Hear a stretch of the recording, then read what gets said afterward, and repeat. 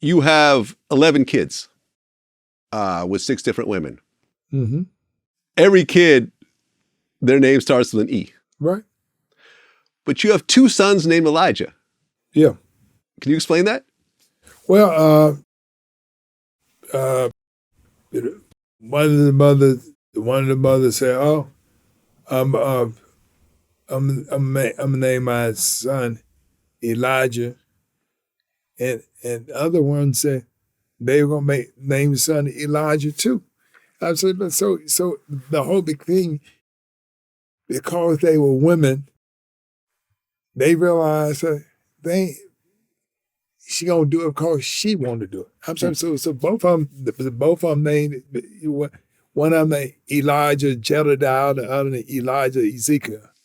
Like this, and so they got different middle names. Okay. It almost reminds me of when I interviewed Gary Payton. He was married and he had a son named Gary, and then he ended up cheating on his wife and having another son, which ended up being named Gary as well within 8 months. You had a George Foreman moment? I had a Foreman moment, man. You named all his kids George? Yeah. So there's Gary Payton II and a Gary Payton Jr. Jr. Right. Okay.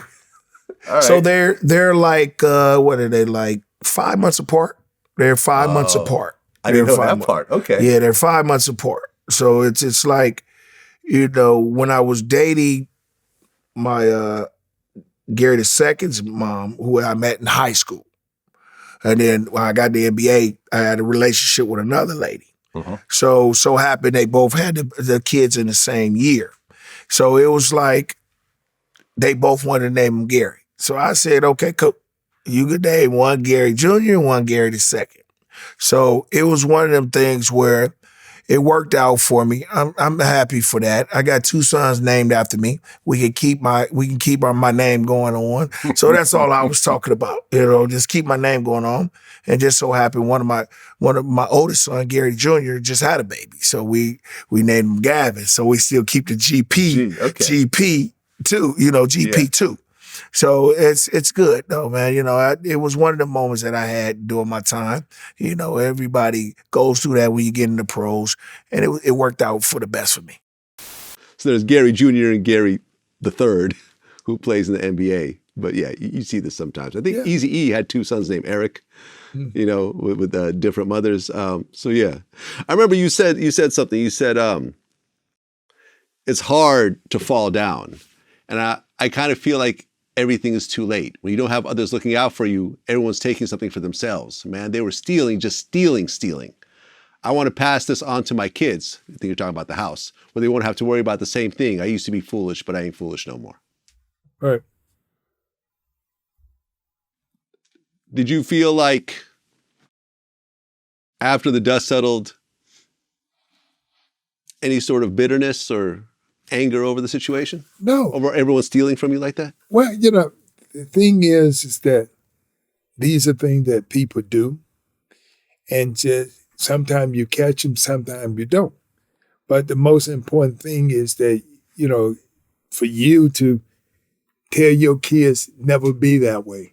You don't want to do that because you know what kind of pain they bring you, and eventually a person get hurt who's stealing stuff from somebody, and all of a sudden you're gonna be in a difficult situation. Yeah. Then you're gonna be trying to come back to the person who they know got money, and so if you the only one got money, then you got to say you got to be able to look at a person's face and say, like, I guess you didn't learn when you did me that way. Yeah, man, stealing is hard. I've gotten stolen from as well. I remember for me, one of the big things was I was so stupid in my 20s. I decided to buy a kilo of cocaine with somebody for $17,000, and they just stole that money. And for years, I was really mad about that. And then I interviewed Freeway Ricky Ross, who was the big drug dealer in America at one point. And he said, well, if he didn't steal from you, you'd probably go to prison. At one point, I had the bright idea to buy a kilo of cocaine with a friend of mine, and he ripped me off right off the bat, and for $17,000 actually. And It must have been the late 80s. This was 98. He actually brought the kilo over to my house and claimed that there was, wasn't pure or whatever. And then at that point, I just never saw my money again. And for the longest time, I was bitter about this.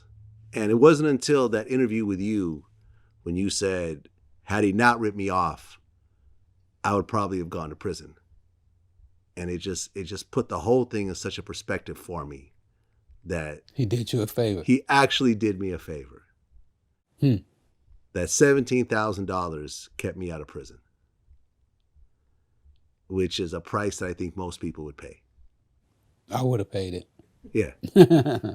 Yeah. It was such an epiphany when you said it that I really think about that all the time.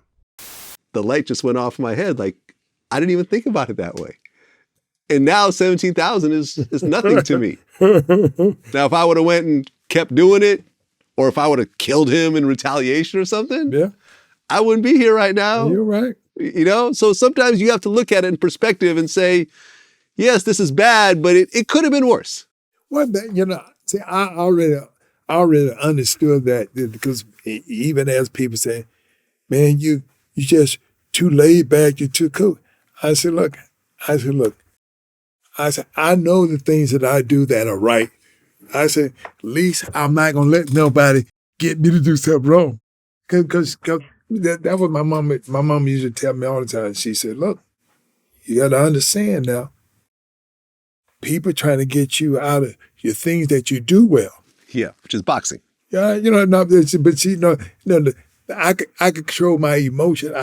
My whole thing is that, I could be upset with you and not even act like I'm upset with you, but I know I'm upset with you. But but the point of it ain't gonna benefit me to let you know that I'm upset with you. Yeah. And all this and stuff. So my mama told me all these things that she didn't do. She says, son, I'm trying to tell you, but it'll help you. Save you a lot of problems.